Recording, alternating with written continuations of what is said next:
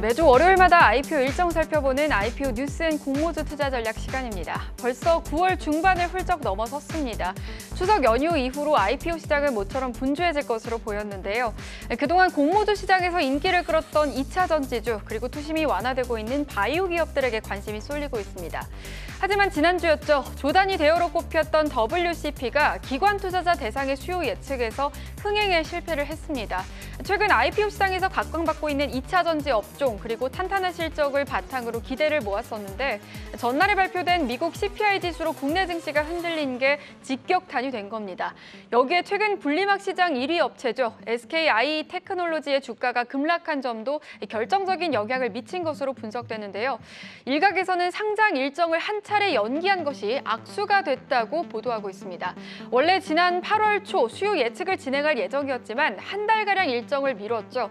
당시 미국 금리 인상으로 인한 투자 심리가 급속도로 악화된 데다 2분기 실적을 반영하고 회사의 성장성으로 인정받겠다는 전략을 내세웠는데요. 분위기를 반전시키는 데는 역부족이었다라는 평가가 나오고 있습니다. 이처럼 IPO 대우들이 하나둘씩 흥행에 실패를 하면서 하반기 IPO에 대한 우려감도 나오고 있는데 이런 가운데 하반기 국내 증시에 상장한 새내 기주 중에서 선방하고 있는 기업들도 있습니다. 바로 폐배터리 관련주인데요. 하반기 상장 기업 13곳 중 폐배터리 기업인 성일하이텍과 세빛캠을 제외하고는 대부분이 하락을 했습니다. 일부 종목은 급락장에서 두 자릿수대 하락률을 기록하기도 했는데요. 이러한 상황에서 폐배터리 섹터에 집중적으로 투심이 확대된 것은 전기차 시장이 커지면서 수명이 다한 배터리를 재활용하는 것에 대한 관심이 높아졌기 때문이고요.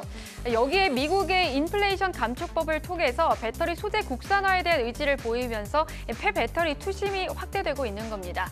시장이 어려운 만큼 이제는 IPO 시장에서도 대여에 집중하기보다는 유망한 업종과 그 흐름에 발맞춰 투자해보시는 게 좋겠습니다. 자, 그럼 지난주에 있었던 청약 결과 한번 살펴보도록 할까요?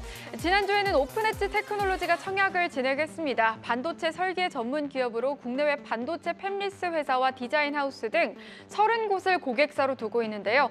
앞서 진행된 기관 수요 예측 대비 일반 공모 청약에서 높은 경쟁률을 기록했습니다.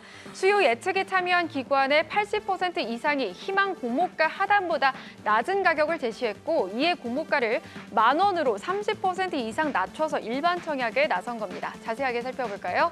네, 오픈엣지 테크놀로지 반도체 설계 기업입니다. 상장 예정일은 9월 26일 다음 주 월요일이고요. 10,000원으로 공모가가 확정이 됐습니다. 기관 경쟁률은 44.25대 1을 기록했는데 개인 경쟁률, 그러니까 일반 공모 청약에서는 그보다 좀 나은 78.2대 1로 결정이 됐습니다. 자, 그럼 다음 주 IPO 캘린더 살펴볼까요? 먼저 3조 원대 몸값으로 코스닥 상장에 도전을 하는 하반기 IPO로 기대를 모았던 WCP 살펴보도록 하겠습니다. 2차 전지 분리막 제조업체죠. 국내 2차 전지 분리막 업체 중에서도 올해 최대 영업이익을 내는 등 탄탄한 실적을 자랑했는데요. 이 때문일까요? 다수의 해외 기관 투자자들이 관심을 보이면서 기관 투자자의 투자 심리를 잡는 데는 어느 정도 성공했다는 평가가 나오기도 했습니다.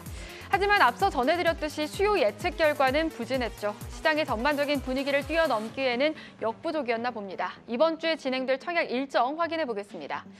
네, WCP 청약 일정은 9월 20일부터 21일, 그러니까 내일부터 모레까지 진행이 됩니다. 상장 예정일은 9월 말로 정확한 일정은 미정이고요. 확정 공모가 64,000원으로 설정이 됐고요. 청약 주관사는 KB증권과 신한금융투자입니다. 또 바이오 벤처 기업들의 IPO 도전은 계속되고 있습니다. 시장은 여전히 혹독하지만 일부는 흥행 성공에 대한 기대감도 나오고 있는 상황인데요.